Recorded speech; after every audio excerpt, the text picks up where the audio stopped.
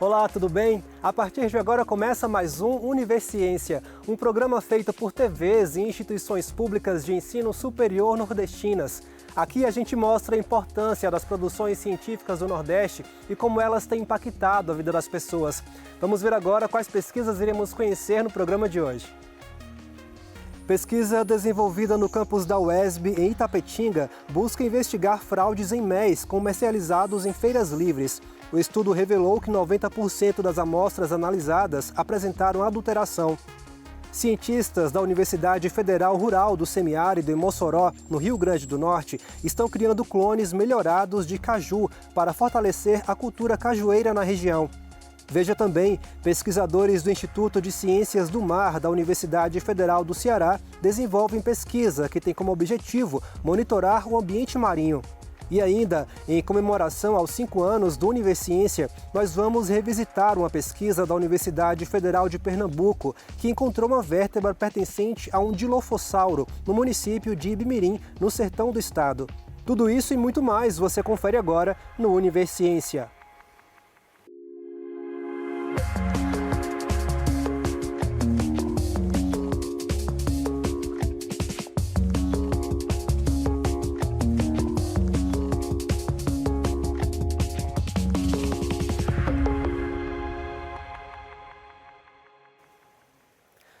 Pesquisadores da Universidade Estadual do Sudoeste da Bahia, campus de Itapetinga, investigam fraudes em MEs comercializados em feiras livres. O estudo revelou que 90% das amostras analisadas apresentaram adulteração. Vamos conferir.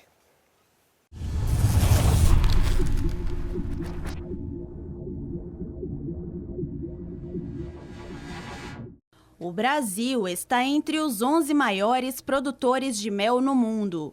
Segundo o IBGE, só em 2024 produzimos 61 milhões de quilos do produto. No entanto, a produção brasileira de mel esbarra no problema da adulteração quando comercializados em feiras livres. Aqui na UESB do campus de Itapetinga, uma pesquisa realizada no Núcleo de Estudos Científicos e Tecnológicos em Abelhas investigou a qualidade de produtos apícolas comercializados em feiras livres de Itapetinga, Itambé e Itororó. O estudo trouxe um resultado preocupante. 90% das amostras analisadas tinham uma mistura duvidosa de açúcares e amido. O mel pode ser adulterado de forma direta com a adição de xaropes ou de glicose e também de forma indireta, quando substâncias como açúcar comercial ou amido de milho são colocados no alimento das abelhas, o pólen. Então, a gente analisou por meio do teste de Lugol, que a gente verifica a presença de amido. A gente também faz outros testes, como reação de Jack-Smith, que esses são testes imediatos que a gente analisa a reação de amido e a presença também de açúcar, que é por meio do teste de Jack-Smith, né? E tem outros também que a gente já vai avaliar a deterioração, como o teste de acidez. Foram 10 tipos diferentes de pólens, sendo que apenas 3 deles estavam com selo e 3 deles entraram no padrão de umidade. Mas fizemos várias outras análises, como pH, acidez, proteína, lipídios, e todas essas outras análises entraram no padrão exigido, menos a de umidade, que para nós consumidores é a mais importante, porque precisamos saber o tempo de prateleira desse alimento. O consumidor não consegue identificar um mel adulterado facilmente, mas alguns sinais podem ser observados. Verificar se ele tem algum tipo de fermentação, se está apresentando aparecimento de bolhas, se tem impurezas, né, seja por parte do animal, seja por parte de impurezas da natureza ou por falta de manipulação. Segundo o coordenador da pesquisa, os problemas evidenciados alertam para a necessidade de uma fiscalização mais rigorosa, mas a entrega de um mel de qualidade também depende de um trabalho educativo junto aos produtores. E esse será o próximo passo do estudo. A gente vai trabalhar agora a questão da educação, né, da sociedade, né, fazer com que eles tenham um olhar um pouco mais clínico e seletivo quanto à qualidade dos produtos que estão sendo comercializados, né, E também trabalhar os feirantes, né, quanto à escolha dos seus fornecedores, né, e quanto às práticas de qualidade e boas práticas de manipulação desse produto nas suas bancas. No próximo bloco, você vai conhecer uma pesquisa que produz clones de caju na região do semiárido. O intervalo é rápido, a gente volta já já.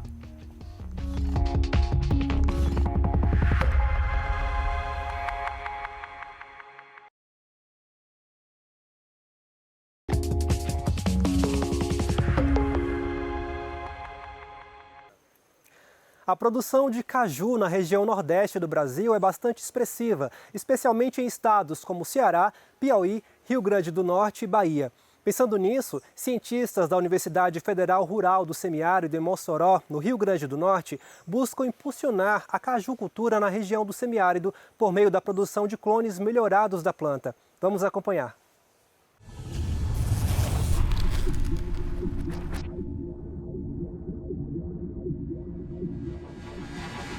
A pesquisa acontece na Fazenda Experimental Rafael Fernandes da UFESA, localizada na zona rural de Mossoró, e envolve o acompanhamento de 10 clones distintos de cajueiro, totalizando cerca de 200 plantas. Segundo o coordenador do projeto, professor Vander Mendonça, o estudo vai se desenvolver a longo prazo, tendo como foco a análise das características morfológicas e bioquímicas das plantas e frutos. Então, esse projeto, o BAG, Banca Ativa de Germoplasma, é um projeto que a gente tem em parceria com a Embrapa, Agroindústria Tropical, lá de Fortaleza, e eles nos doam esses materiais e a gente implantou aqui esses clones no ano passado e a gente vai acompanhar o desenvolvimento desses clones, tanto na parte de vegetativo, de crescimento de plantas, essas coisas, e colheita e pós-colheita de fruta. Então, é uma parceria que a gente tem, a UFESA com a Embrapa. A pesquisa é mais um trabalho desenvolvido pelo Grupo de Estudos, Pesquisa e Extensão em Fruticultura da UFESA. O projeto Banco Ativo de Germoplasma BAG Cajueiro busca testar e avaliar clones melhorados da planta para potencializar a produção e beneficiar produtores da região. Esse experimento ele foi montado em abril do ano passado e a ideia é ele ficar aqui uns 10, mais ou menos, em torno de 10 anos. Ou seja, a gente vai avaliar esses materiais por longo período para ter uma boa resposta desses materiais para depois tá sendo recomendado para os produtores da região. Então, em torno de no mínimo 10 anos vai ficar esses materiais, a gente vai estar avaliando aqui. A importância desse projeto é que ele vai envolver vários assuntos que a gente vai estar estudando durante esse período aqui. Como eu disse, a gente vai avaliar o desenvolvimento das plantas, o desenvolvimento da parte de qualidade de fruto, produção, produtividade e com o tempo, desses 10 clones, a gente vai ver quais os melhores que vão se destacar aqui na região e depois o pessoal da Embrapa vai estar recomendando esses clones para os produtores aqui da região. Então a importância dele é unir a pesquisa e a extensão. A pesquisa não beneficia apenas a ciência, mas também contribui para a formação de novos profissionais e o desenvolvimento da cajucultura no semiárido. A gente vai fazer esse elo da pesquisa junto com a extensão. Então é importante para mim fazer parte dessa nova jornada, né? Então aqui a gente tem uma área experimental onde vai sair novos clones aí que vai ser usado aí como para a produção de pedúnculo ou mesmo da castanha, né? Da amêndoa. Então é muito importante para mim fazer parte dessa nova estrada, né? Desse novo caminho. Eu faço parte do grupo do GPF, né? Que é o grupo de estudo e pesquisa em fruticultura, juntamente com o professor Vander, onde a gente avalia várias culturas, dentro delas é a do cajueiro, certo? Aí a gente avalia tanto a questão de castanha como do pseudofruto, que é o caju, né? O pseudofruto. Onde a gente avalia características que a gente vai passar para o produtor futuramente em questão que o produtor quer saber do produto comercial. Ou seja, é gratificante a gente fazer a pesquisa dentro da universidade e levar até o produtor para que ele consiga o máximo de produtividade em sua área de implantação. O agricultor familiar Irailson Moisés da Silva vê com entusiasmo as mudanças trazidas pelo melhoramento genético da cultura. Para a gente, produtor, é muito importante, né? A gente tem a oportunidade de trocar experiência, renovar os conhecimentos que a gente tem, né? Visto que é uma cultura tão importante para a nossa região e Assim, tem melhorado cada vez mais, como a gente está vendo aqui, né? A questão da pesquisa em vários setores. Antigamente, na minha época, era plantada castanha comum, né? De qualquer cajueiro, sem ter nenhum conhecimento, e deixava lá a planta sem basicamente nenhum cuidado, só ia lá mesmo na época, se estivesse safrejando, para apanhar a castanha. Com um horizonte de 10 a 15 anos de estudo, o projeto promete não apenas impulsionar a cajucultura no semiárido, mas também gerar conhecimento de alto impacto para produtores e pesquisadores. A parceria com a Embrapa reforça o compromisso da universidade em desenvolver soluções inovadoras para a agricultura da região. Pesquisadores do Instituto de Ciências do Mar da Universidade Federal do Ceará desenvolvem uma pesquisa que tem como objetivo monitorar o ambiente marinho. A ação é viabilizada por meio de um acordo de pesquisa e inovação firmado em 2024 e tem como foco elaborar um diagnóstico da vida marinha. Confira.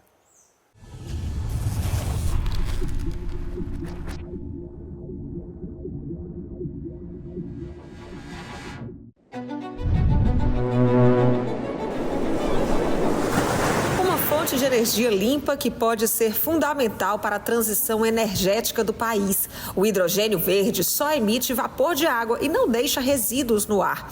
E o estado do Ceará reúne as condições para ser protagonista na produção desse combustível. O Conselho Nacional das Zonas de Processamento de Exportação aprovou recentemente o maior projeto de produção de hidrogênio verde em larga escala do Brasil, que vai ser instalado na ZPE do Pecém. O projeto é da empresa australiana Fortescue. O projeto ele tem uma grande relevância para o Brasil e para a Universidade Federal do Ceará, porque essa é uma das primeiras iniciativas do Brasil na implantação de uma usina de hidrogênio verde através de uma dessalinizadora de água do mar. A planta de dessalinização é analisada pela empresa Fortescue como uma solução para suprir a quantidade de água de que a usina de hidrogênio verde precisa. E o Instituto de Ciências do Mar da UFC está realizando um diagnóstico ambiental oceanográfico que vai contribuir para a instalação sustentável do empreendimento no Pecém. Antes do projeto, a gente faz um grande diagnóstico, que gera uma série de dados científicos, formação de pessoas, para que também, no caso dessa planta de dessalinização, que a meta é auxiliar na produção de hidrogênio verde, você afaça ela com o menor impacto ambiental possível e medidas mitigadoras e de monitoramento. 3 aspectos são analisados pelos pesquisadores do Labomar. Um deles é a biodiversidade da região. Eles utilizam técnicas inovadoras para a identificação da fauna local, como a análise do DNA da água do mar. Basicamente, a gente vai fazer a coleta de DNA ambiental, que consiste em pegar a água do ambiente e obter dessa água todo o DNA disponível ali. Então, a partir dessa amostra de DNA, a gente quer identificar os organismos que estão ali. Então, pedaços de tecido, células, tudo isso vai ser o material que a gente vai extrair para obter o DNA e identificar os organismos que residem na região. A Larissa é a pesquisadora que coordena o levantamento de mamíferos aquáticos que possam estar presentes na área onde vai ser instalada a usina. Nós temos 25 espécies registradas e os mais comuns são o peixe-boi marinho e o boto cinza. E até o momento nós estamos na 4ª e última expedição. Cada expedição tem 3 dias, nós não encontramos nenhuma dessas espécies na área do empreendimento. Então, esse é o primeiro resultado que nós temos, Não observamos nenhum boto cinza na área do futuro empreendimento. Contudo, no entorno do porto do Pecém, é possível observar essa espécie, o boto cinza, Sotalia guianensis, em abundância. Outros animais também são focos dos estudos, como as tartarugas marinhas e os invertebrados. Sobre as tartarugas do Pecém, o que trouxe de informação foi, elas estão se alimentando aqui. A gente achou tanto juvenil quanto adulta, que a gente já esperava, E com relação às desovas, a gente sabe que os ninhos todos do Pecém são de imbricata, que é a Eretmochelys imbricata, que é a tartaruga de pente, que é uma tartaruga criticamente ameaçada de extinção no Brasil e no mundo todo, A gente sabe que a obra é dentro do mar, Então a gente fica assim, esses estudos inclusive são extremamente importantes para que, caso ocorra algum problema na costa, os donos da Fortescue, que vão fazer o empreendimento, etc., eles já vão ter um plano backup de o que fazer. Vai transferir os ninhos? Não vai? Então, se esses estudos não são feitos, eles meio que têm que trabalhar com algo que eles não estão prevendo. Mas uma vez prevendo, fica mais fácil mitigar os impactos. A gente já percebeu que tem muito molusco tem muito crustáceo e principalmente esponjas do mar. E também estrelas. Estrelas e parentes das estrelas do mar são ofiuros, né, que a gente chama. Então a gente já sabe que essa é uma fauna que é relativamente diversificada nessa região do empreendimento. O levantamento inclui ainda a ictiofauna, ou seja, o conjunto de peixes da região do Pecém. A gente faz esse monitoramento pelos BRUV, que são essas gaiolas acopladas com as GoPros e com as iscas que ficam filmando ali, né, os peixes que estão atrelados ao substrato, na coluna da água também. E a gente também está coletando alguns espécimes com os jangadeiros. Eles arrastam, eles pegam a rede de espera também e levam para o hotel. A gente faz a biometria, pesa tudo direitinho e consegue identificar nível de espécies. Além dos impactos na biodiversidade marinha, o estudo também se preocupa com os impactos socioeconômicos que o empreendimento pode trazer para os pescadores da região. Além do estudo com o olhar para o peixe, né, com foco na ictiofauna, é impossível dissociar a presença da comunidade pesqueira, né, da cultura pesqueira nesses ambientes. Então a gente está aqui no Pecém, onde tem comunidades pesqueiras estabelecidas há muitas décadas, né, faz parte da cultura local. Então entender além da ótica do peixe, utilizando a ótica do pescador, que é o ponto final dessa cadeia de relação socioambiental, é fundamental para a gente entender os possíveis impactos, se eles são persistentes, até que nível esse impacto afeta a vida do pescador, como o pescador ele se adaptou a essa mudança, que foi uma mudança substancial com a presença de um porto de grande porte. Então o pescador ele é necessário para a gente fechar essa cadeia de entendimentos associada à ictiofauna e pesca. 30 pessoas estão envolvidas no projeto, que está sendo feito em parceria com a Fundação de Apoio a Serviços Técnicos, Ensino e Fomento a Pesquisas, também ligada à UFC. Um trabalho multidisciplinar que envolve professores, técnicos e alunos.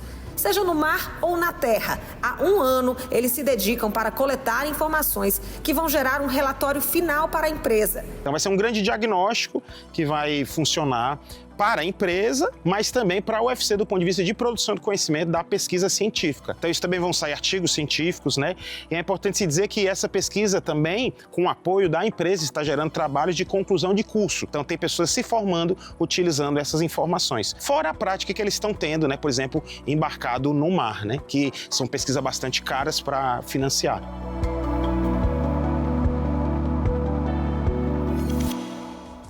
No próximo bloco, a gente segue revisitando pesquisas que fizeram a diferença no dia a dia das pessoas em celebração aos 5 anos de Univerciência. O nosso próximo destino é o estado de Pernambuco. O intervalo é rápido, a gente volta já.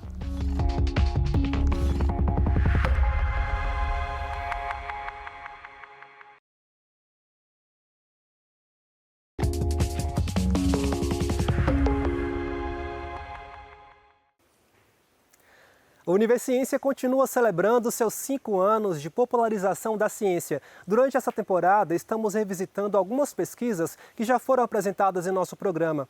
Hoje nós vamos mostrar que cientistas da Universidade Federal de Pernambuco encontraram uma vértebra pertencente a um dilofossauro no município de Ibimirim, no sertão do estado.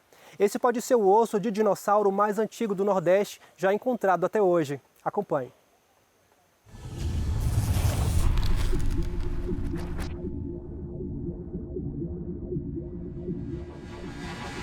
Então, os nossos trabalhos na formação Aliança, né, que é da idade Jurássico, eles acontecem em função dos alunos, nossos alunos de mestrado, doutorado, né, e também alguma disciplina de campo da graduação, em que a gente faz excursões assim. Esse local onde foi encontrado e onde ocorre muito a formação Aliança é em Ibimirim, né, no centro do estado de Pernambuco. E graças às pesquisas realizadas junto com os nossos alunos, né, como no caso foi citaria o Leonardo Marinho, né, que em um dos campos a gente, junto com outros alunos também de graduação e de pós-graduação, a gente encontrou essa vértebra, né, desse dinossauro que era inédito assim. Jamais alguém tinha encontrado um dinossauro nessa formação, né?